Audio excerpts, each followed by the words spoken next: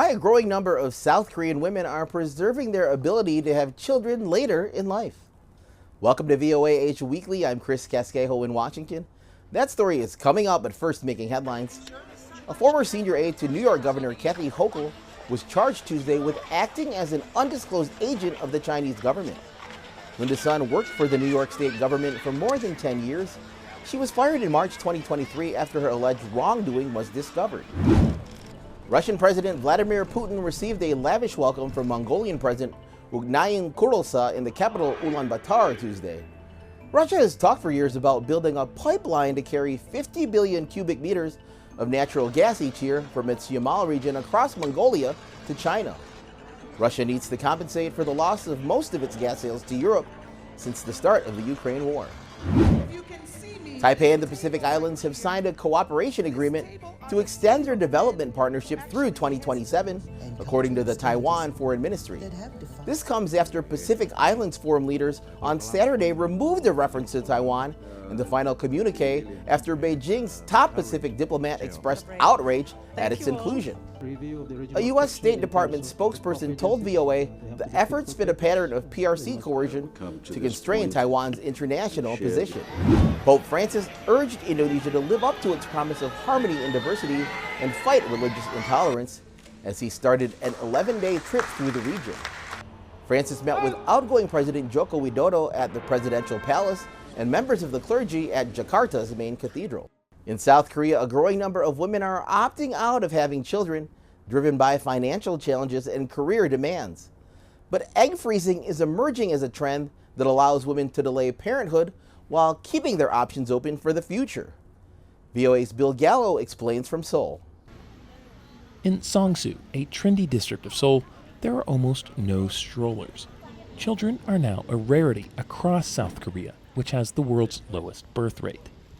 But this pop-up store run by a fertility clinic is offering a new choice: egg freezing. It's for those who may want children, just not right now. 결혼을 언제 할지도 모르겠고. I don't have a boyfriend now and I don't know when I'm going to get married, but I can't turn back the clock on aging, so I invested money for the future to freeze my eggs. 그래도 비용을 투자해서 냉동 난자를 했습니다. Lee Chae-rin now works at Seoul's Maria Hospital to convince other women of the benefits of egg freezing, a move the 31-year-old says has given her more freedom. 지금이요? 놀기 바빠서 아닐까요? Maybe it's just because I really enjoy my life right now, but I think people naturally want to follow their passions, whether it's studying, working more, or pursuing hobbies. For me, it's surfing. Others cite financial strain and demanding work hours as barriers to starting a family. And women also experience problems such as career breaks. If people can't solve these issues, they just give up on having a child.